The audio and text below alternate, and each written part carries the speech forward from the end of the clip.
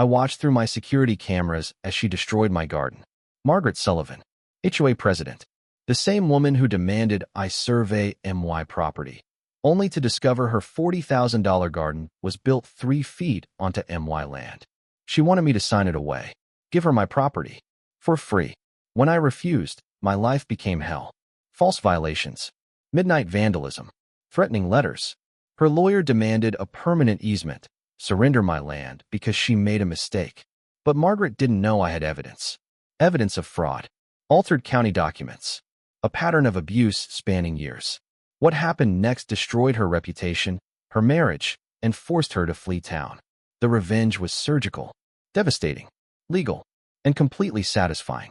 Stay until the end to see exactly how I dismantled her piece by piece. Drop a comment right now. Where are you watching from? I need to know how many of you would have fought back too. The mist is still lifting off Lake Winchester when I hear it. A diesel engine. Loud. Out of place. Ripping through the silence I moved here for. I'm standing on my back deck, coffee halfway to my lips. The mountains are green-black in the early light. Dense pines. Wildflowers scattered through the meadow grass. That creek I love, the one that sounds like peace, babbling down the slope behind my property. This is why I left Portland. Why I sank every dollar I had into these 2 acres. After Sarah left. After the lawyers. After I lost the house, the life, everything. This land saved me. I turn toward the noise. My stomach drops. There's a surveying crew on my property. 3 men. Orange vests. Equipment on tripods. They're setting up near my garden beds, the raised cedar boxes I built with my own hands. 3 years of work. Heirloom tomatoes. Herbs. Berry bushes climbing the trellises. My therapy. My pride. My proof I could build something again. I set down my coffee and walk down the deck stairs. The grass is wet. Cold through my boots. Can I help you? I call out. The lead surveyor looks up. Checks his clipboard. Property line survey. Requested by the HOA. The words hit me like cold water. What HOA? He points. Across the property line, barely visible through the trees, there's a massive house. Modern. Glass and stone. Didn't used to be there. Just got built last year. I barely noticed it going up. Kept to myself. Minded my business. I'm not part of any HOA, I say. He shrugs. Just doing the job, sir. My heart is pounding now. Something's wrong. Something's very wrong. Then I hear footsteps behind me. I turn. A woman is walking across the grass from that new house. Mid-40s. Designer athleisure gear that probably costs more than my truck payment. Oversized sunglasses even though it's barely dawn. Arms crossed. Moving with purpose. This is Margaret Sullivan. I don't know that yet. But I'm about to. She stops 10 feet away. Doesn't introduce herself. Just surveys my property like she's inspecting something she owns. There's been a boundary dispute, she announces. Cool. Practiced. Like she's done this before. Hey, what? Your garden structures appear to be on HOA common land. The world tilts. That's impossible. I own this land. I have a deed. Clear title. She pulls a folded document from her jacket. Unfolds it slowly. Deliberately. The previous survey from 1987 is outdated. We've filed for a new one. Modern equipment. GPS accuracy. She holds up the paper. This map shows your shed, your garden boxes, possibly your fire pit. All built on what we believe is HOA property. I can't breathe. 3 years of work. Every weekend. Every evening after work. Building those beds. Hauling soil. Planting. Nurturing. Mine. I was never part of any HOA. I say again. Slower. Harder. Her smile doesn't reach her eyes. The subdivision was established in 2019. Your property borders it. There are complications with the original plat maps. Legal complications.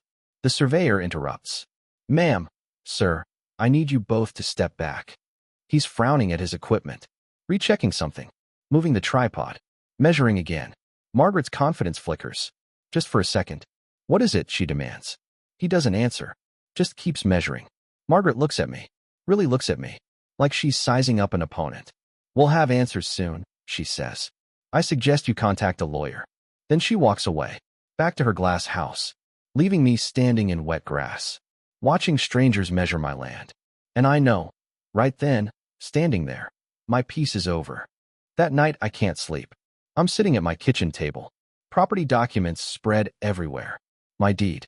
The original survey from when I bought the place 5 years ago. Title insurance papers. Everything says this land is mine. 2 acres. Clear boundaries. No HOA mentioned anywhere. But Margaret's map showed something different. Red lines putting half my backyard in HOA common space. How is that possible? The next morning she's back. I'm in the garden, checking my tomato plants. They're heavy with fruit. Cherokee purple. Brandywine. Varieties I grew from seed. We need to talk. I turn. Margaret is standing at the property line. Different outfit. Same energy. Like she's doing me a favor by being here. The preliminary results are in, she says. My chest tightens. And she steps onto my property. Uninvited. Crosses the invisible line like it doesn't exist. There are discrepancies. Significant ones.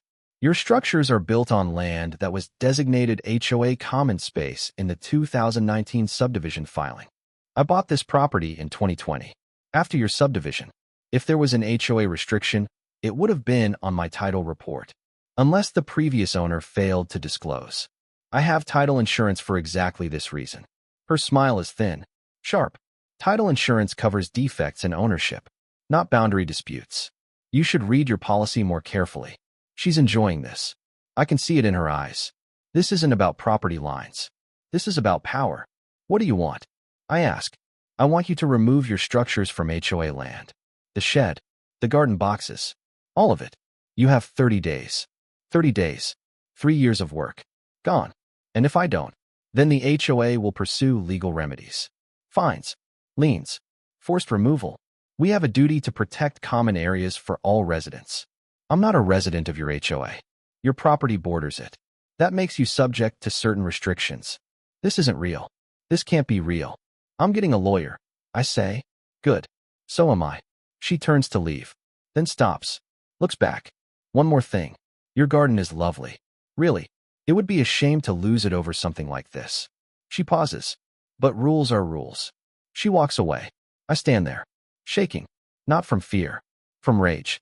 That afternoon I call my real estate attorney. Laura Chun. She handled my purchase 5 years ago. I explain everything. The survey. Margaret. The HOA claim. Long silence on the line. Don't sign anything, Laura finally says. Don't agree to anything. Don't even talk to her without recording it. How bad is this? Another pause. It could be very bad. If the HOA boundaries were legally established in 2019 and your structures crossed them, you could be liable for removal costs. Plus penalties. But I didn't know. Doesn't matter. Ignorance isn't a defense in property disputes. My hands are shaking. What do I do? Document everything. Every conversation. Every interaction. Get your own surveyor. Independent. Professional. We need to verify their claims before we respond. That's going to cost. I know. But if you don't, and their survey is correct, you lose everything by default. I hang up. Look out my window at the garden. At the mountains beyond. At the life I built from nothing. And I make a decision. Margaret Sullivan wants a war? She's got one. 2 weeks of hell. That's what waiting feels like. Every morning I wake up wondering if today's the day I lose my land. I hire an independent surveyor. Costs me $3,000 I don't have. But I need to know the truth. Margaret sees him working. Comes out to watch. Stands on her deck with her arms crossed. Smiling. The surveyor is professional. Quiet. Doesn't tell me anything while he works. Just measures. Records. Disappears. I keep working the garden. Harvesting tomatoes. Cucumbers. Peppers. Like if I keep my routine, reality won't change. But the mountains feel different now. Less like freedom. More like walls closing in. Then the envelope arrives. Certified mail. Official survey results. Thick packet. Legal-sized pages. I stand at my mailbox. Hands shaking. Can't open it. If I open it, and it says I'm wrong. If Margaret was right, I lose everything. The garden. The shed. Maybe even my property value. Who wants to buy land in a boundary dispute? I walk back to my house. Sit on the deck. Stare at the envelope for 20 minutes. Then I rip it open. Read the first page. Once. Twice. 3 times. The words don't make sense. According to this survey, this professional, certified, GPS-accurate survey, Margaret's garden is on MY property. Not the other way around. Her raised beds. Her decorative stone wall. Her elaborate fountain setup that probably cost $40,000. All of it. 3 feet onto my land. I read it again to make sure I'm not hallucinating. The old survey from 1987 was wrong. The new HOA boundaries were drawn using the bad survey. Someone made a very expensive mistake. And that someone was Margaret Sullivan. My hands are shaking for a different reason now. I walk to her house. Ring the doorbell. She opens it. Sees the envelope in my hand. Her face drains of color. Just for a second. Then the mask comes back. The survey results came back. I say, calm, controlled. She snatches the envelope from my hand. Unfolds the pages. Reads. I watch her jaw clench. Her shoulders tighten. This is wrong, she says. It's certified. Professional. Third party. I don't care. This is wrong. Your garden is on my property. 3 feet over the line. By your own logic, the logic you used on me. You need to remove everything within 30 days. She looks up, steps onto her porch, gets close to me. Too close. I can smell her perfume. See the rage in her eyes. You will not take my garden. I spent $40,000 on that landscaping. You will accept a boundary agreement. Split the difference.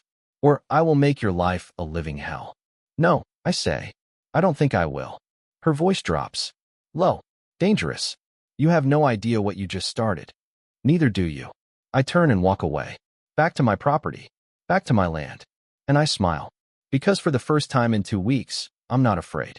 I'm angry. And anger is fuel. The first violation notice arrives the next morning. HOA violation. Grass exceeds maximum height of 3.5 inches per community standards. Fine, $200. I look at my lawn. It's maybe 4 inches. I mowed it 3 days ago. I'm not even eyeing the HOA. Second notice arrives that afternoon. HOA violation. Deck stain color does not match approved palette. Fine, $200. My deck is natural cedar. Been that color for 20 years. Third notice arrives the next day. HOA violation. Commercial vehicle parked in residential driveway. Fine, $200. My truck.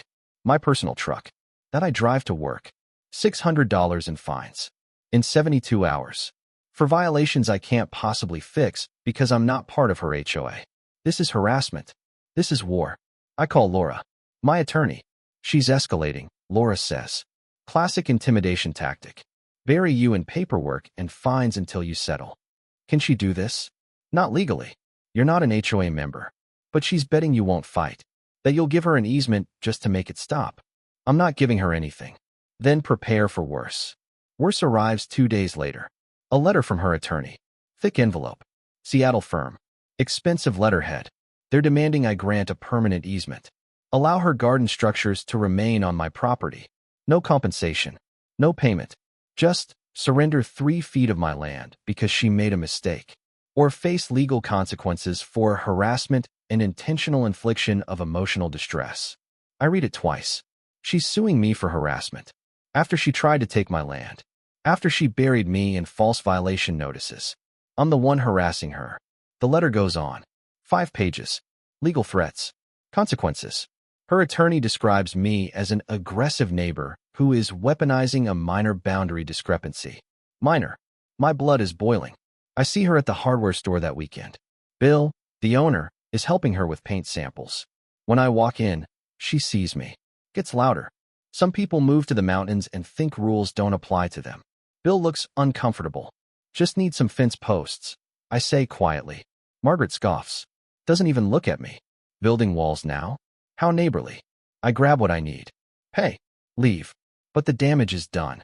She's poisoning the community against me. I'm the bad guy now. The aggressive newcomer. The one causing problems. That night, I can't sleep again. I'm standing on my deck.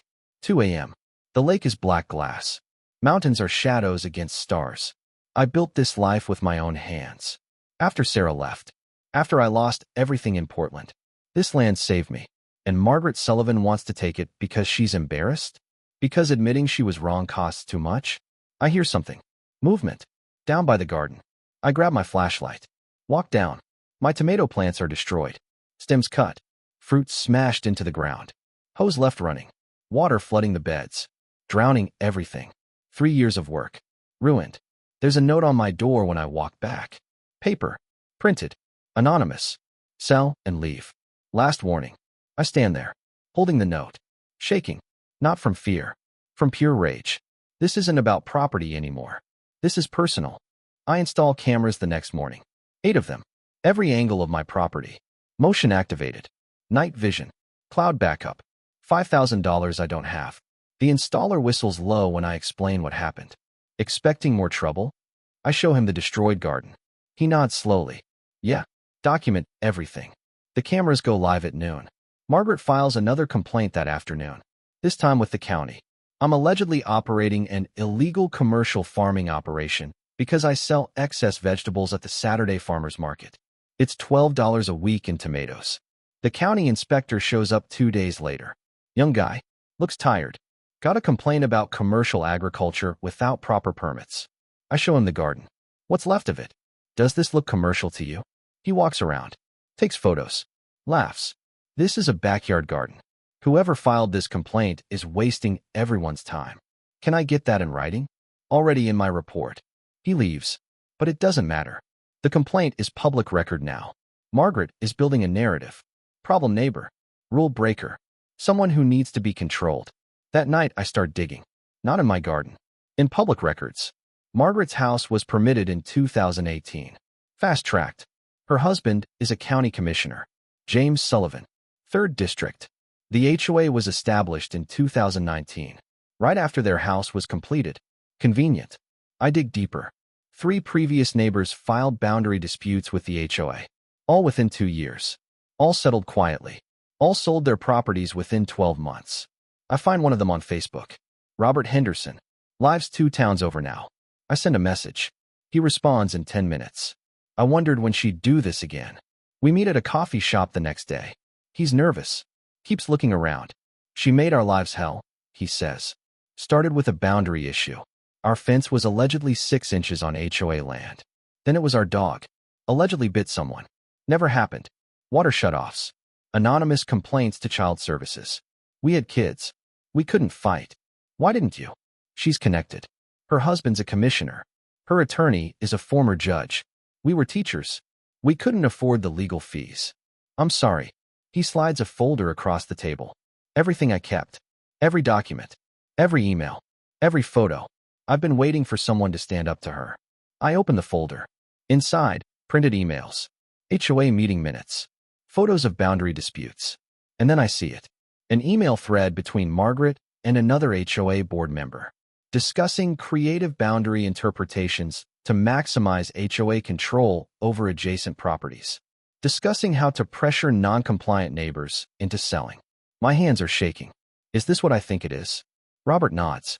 She's been doing this for years. Expanding the HOA territory inch by inch.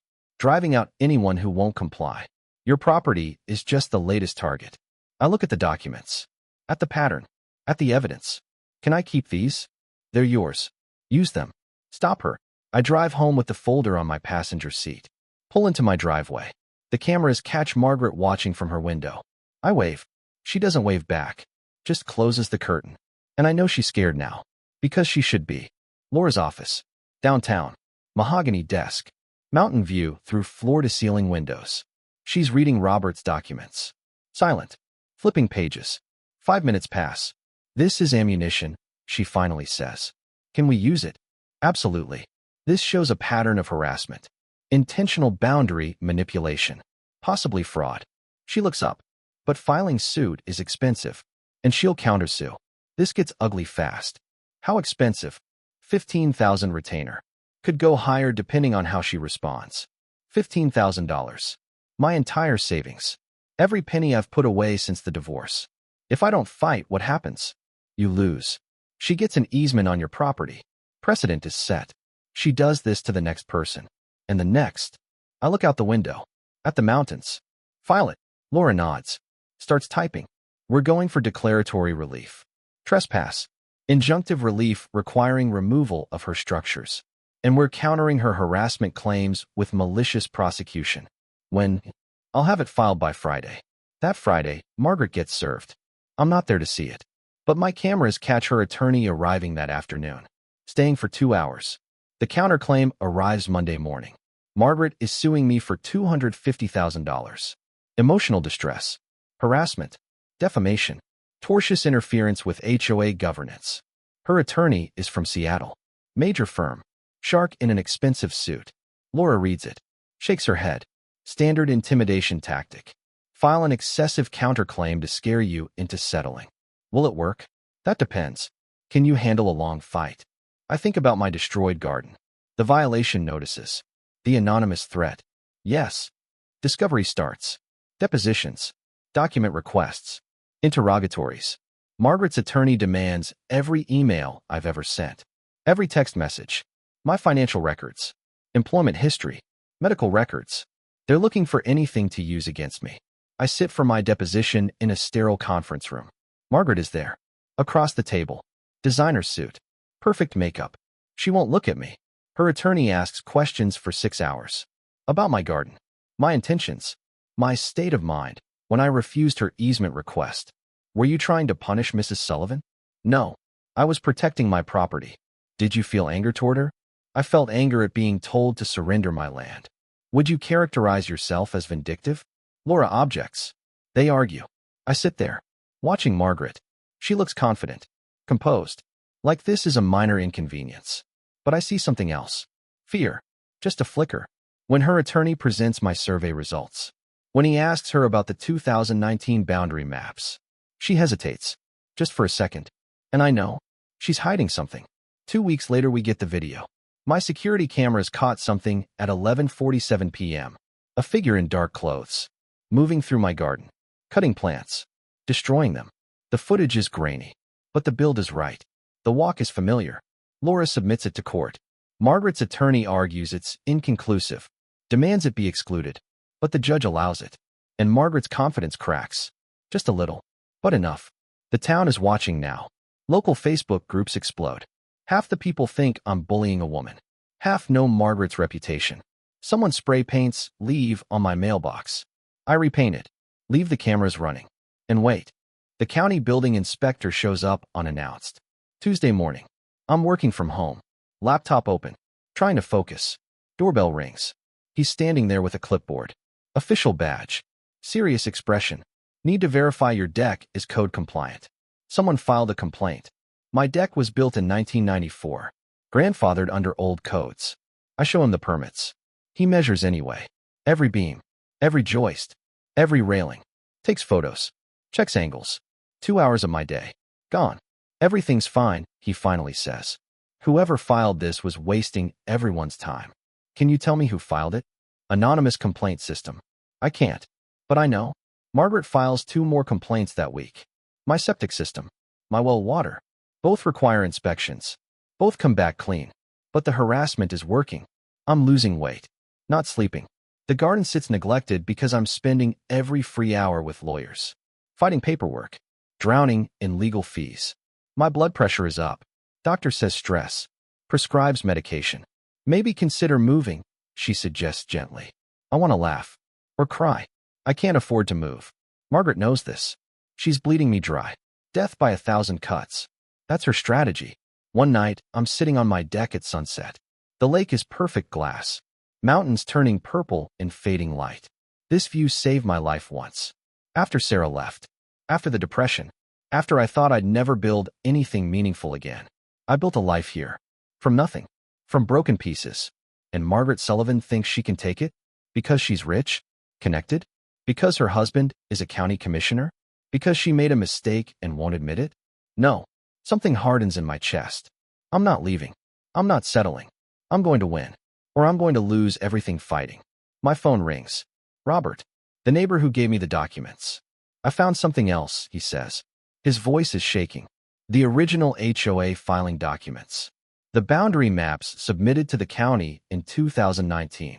And they don't match what Margaret presented in court.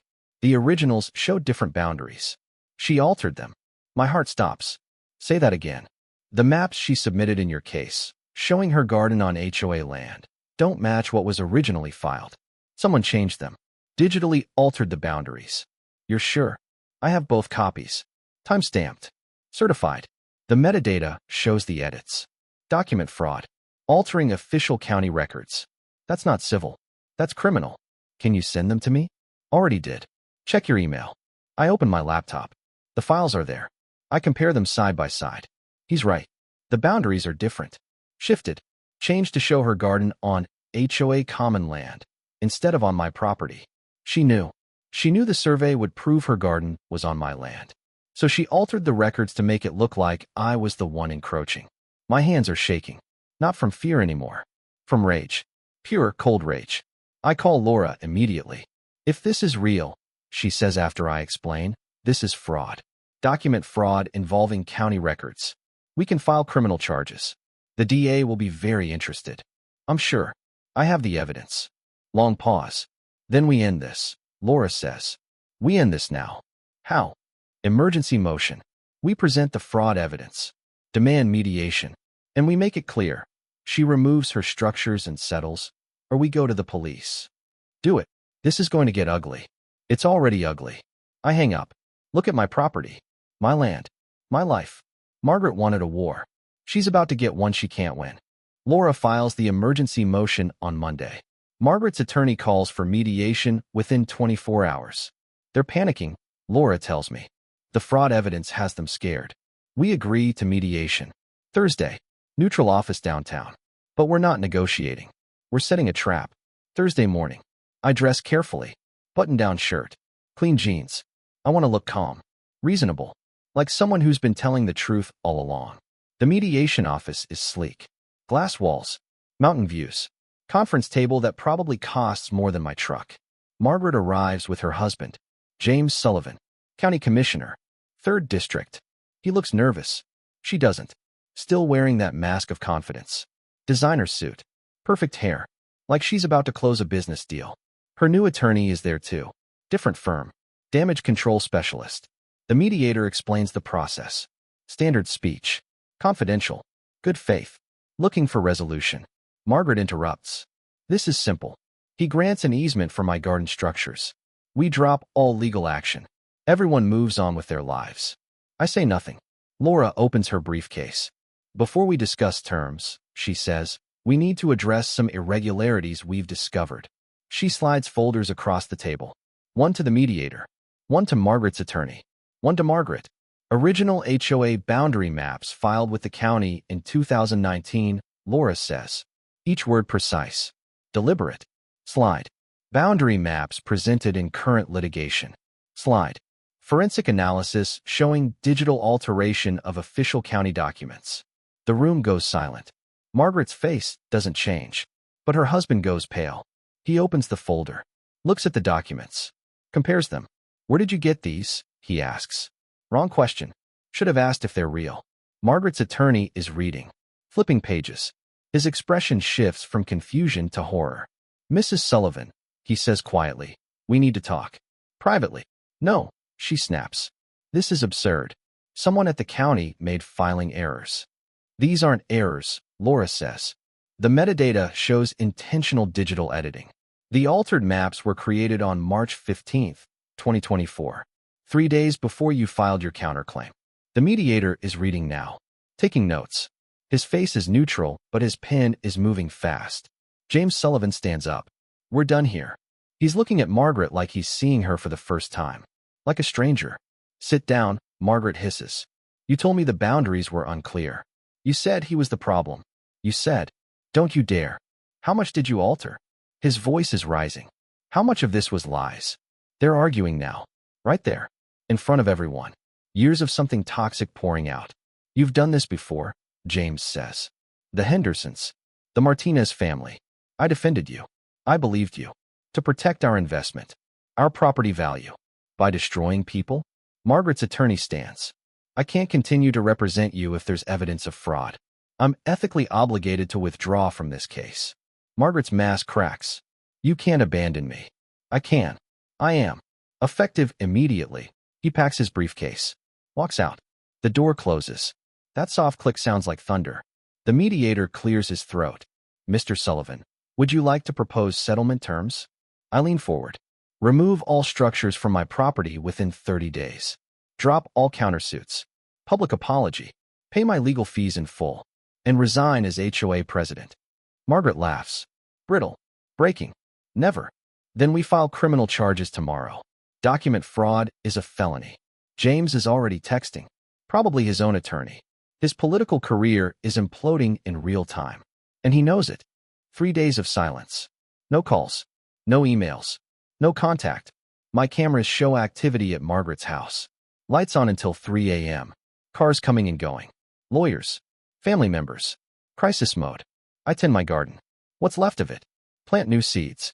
The physical work helps. The mountains are beautiful again. I can breathe. Monday morning. Margaret's new attorney calls. Different firm. Bigger. Expensive. Brought in for damage control. My client is willing to discuss settlement terms. Laura puts him on speaker. We're listening.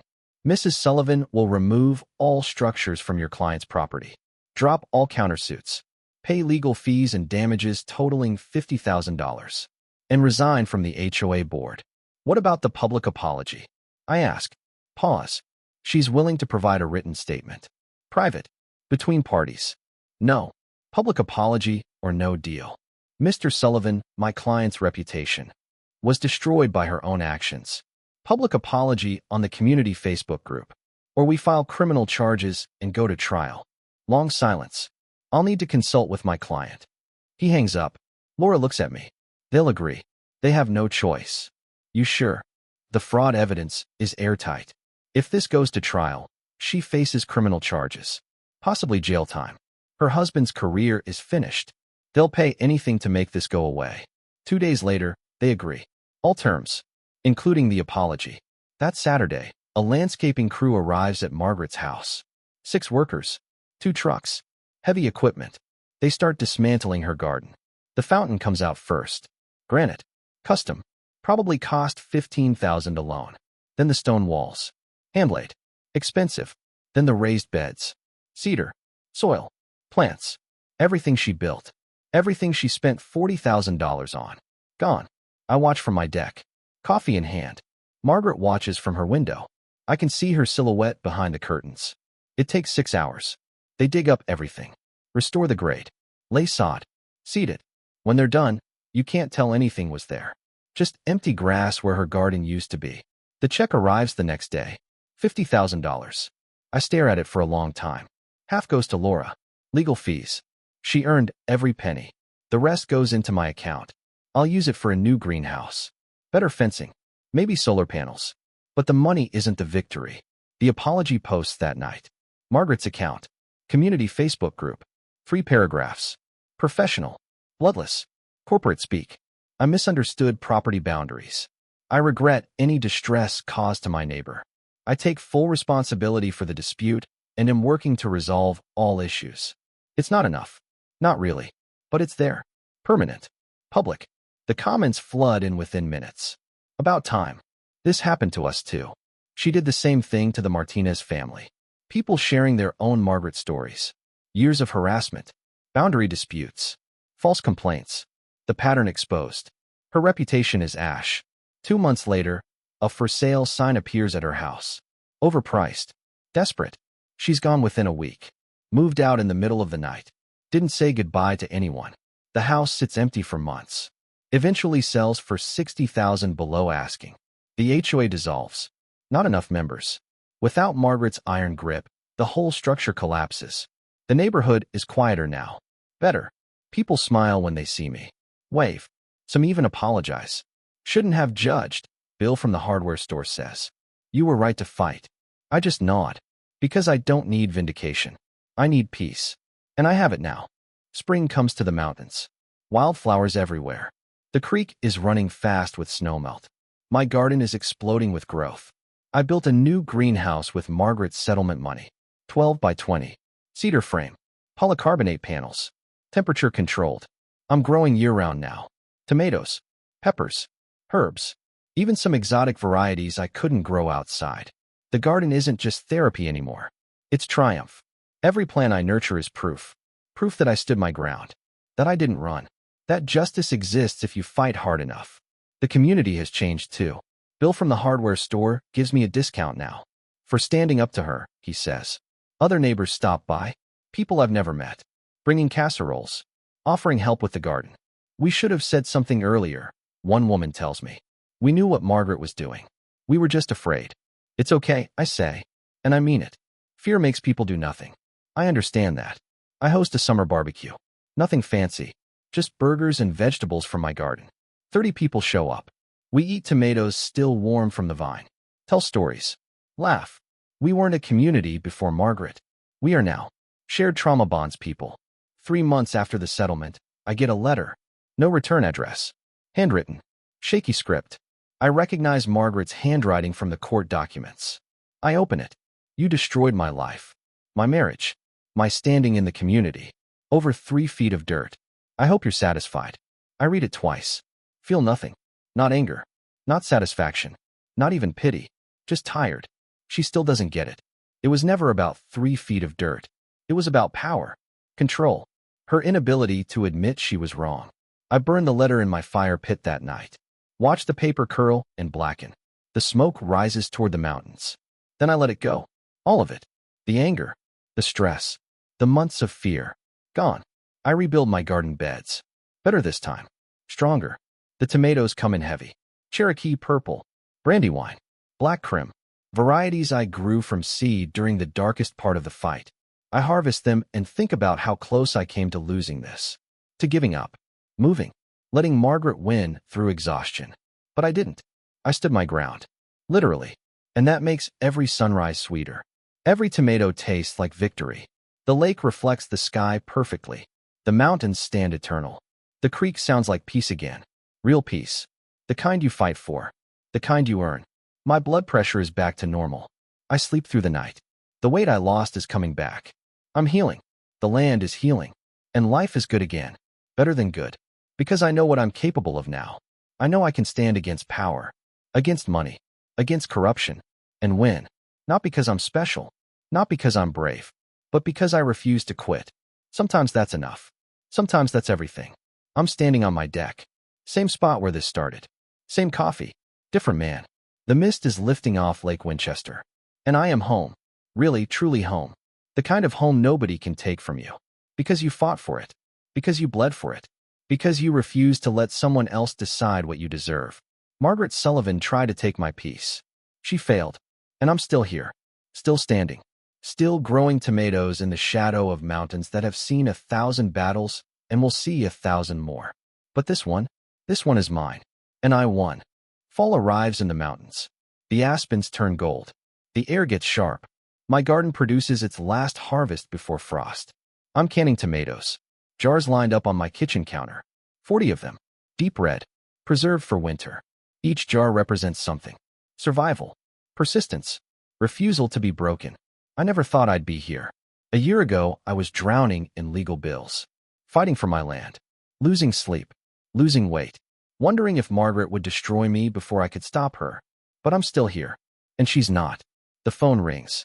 Robert Henderson. We talk once a month now. Checking in. Sharing updates. How's the garden, he asks. Good. Really good. The greenhouse is producing even with the cold weather. I'm proud of you, he says. You did what I couldn't. You gave me the evidence. You made it possible. No. You had the courage. That's different. We talk for an hour. About gardens. Mountains. Standing up to bullies. You inspired me, he says before hanging up. I'm not running anymore from anything. His words stay with me. I walk outside. The sun is setting. Purple and orange across the mountains. The lake is darkening to black. This view almost wasn't mine. Margaret tried to take it. Through lies. Through fraud. Through exhaustion. She had money. Power. Connections. But she didn't have the truth. And in the end, truth was enough. I think about everyone fighting similar battles. Against HOAs. Against corrupt officials. Against people who use power to crush others. It feels hopeless sometimes. The system is rigged. The wealthy always win. Justice is expensive. But I won. Not because I'm rich. Not because I had connections. I won because I refused to quit. Because I documented everything. Because I found allies. Because I held on one more day than Margaret thought I would. That's the secret. Outlast them. A car pulls up my driveway. My new neighbors. The young couple who bought Margaret's house. They're holding a pie. We made apple, the wife says. From our tree. Come in, I say. We sit on my deck. Eat pie. Watch the sunset. They tell me about their renovations. Their plans for the property. We want to put in a garden, the husband says. Nothing fancy. Just vegetables. Maybe some fruit trees. I can help with that, I say. Really? Really? They smile. Relieved. Happy. This is what neighbors should be. Not enemies. Not competitors. Just people helping people. The night is cold. Stars coming out. Billions of them in the mountain darkness. After they leave, I sit alone, thinking about the journey. About Sarah leaving. The divorce. Moving here broken. About building a life from nothing. About Margaret trying to take it. About fighting back. Every moment led here. To this deck. This view. This peace. I wouldn't change it. Not the pain. Not the fear. Not even the fight. Because it made me stronger. It proved I could stand. And that's worth more than any garden. More than any property line. It's worth everything. The mountains stand silent. Ancient. Eternal. They've seen 1,000 wars. 1,000 victories. 1,000 defeats. Mine is just one more. But it's mine. And nobody can take it from me. Not ever again. I close my eyes. Breathe the cold air. Feel the peace settle into my bones. This is home. Real. Permanent. Earned. The kind of home you fight for. The kind you bleed for. The kind that saves your life. And I'm finally, completely home. 1 year later. I'm standing on my deck. Same spot. Same coffee. The lake is perfect glass reflecting autumn colors. Red. Gold. Orange. The mountains are dusted with early snow. A year ago I was drowning. Legal bills. Harassment. Fear. Margaret Sullivan trying to take everything I'd built. Today? Peace. Real peace. The kind you earn. The kind you fight for. The kind nobody can take away. My garden is thriving. The greenhouse produces year-round. Tomatoes in January. Peppers in February. Small miracles growing in mountain winter. I sell at the farmer's market every Saturday. Not for money. For community. People know my story now. They stop by my booth. Tell me their own battles. Against HOAs. Against corrupt officials. Against people who abuse power. You inspired me, they say. I'm fighting back now. I didn't quit because you didn't quit. That's the real victory. Not the settlement. Not Margaret leaving. The ripples. Showing others that fighting back is possible.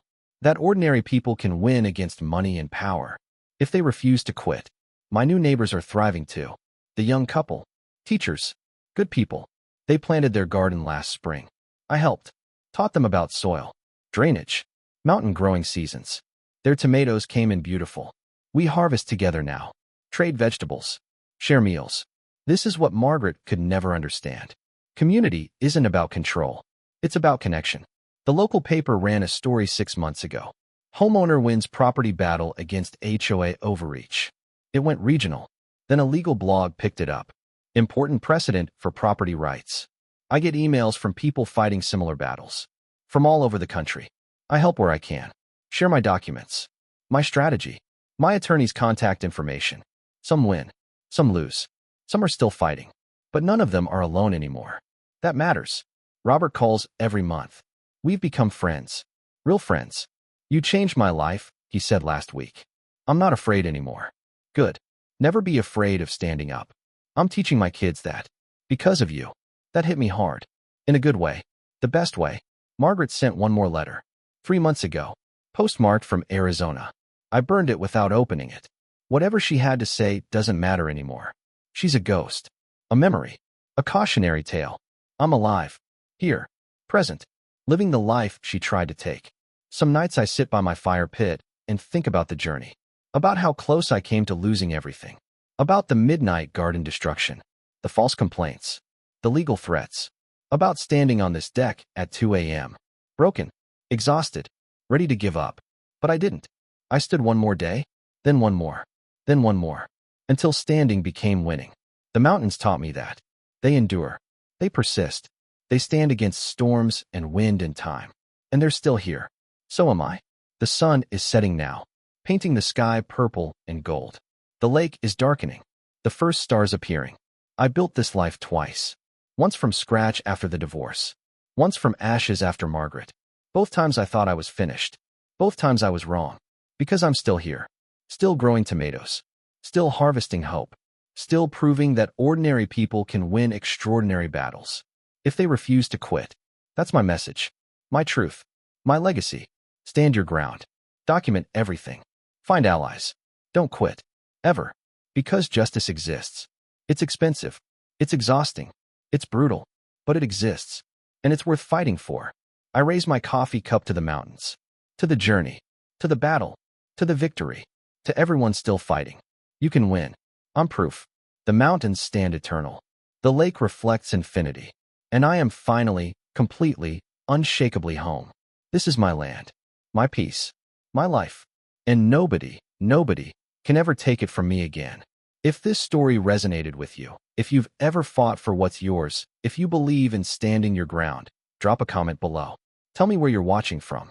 Share your own story of fighting back against injustice. Let's build a community of people who refuse to be pushed around. Your comment matters. Your story matters. Let's inspire each other to never quit. Ever.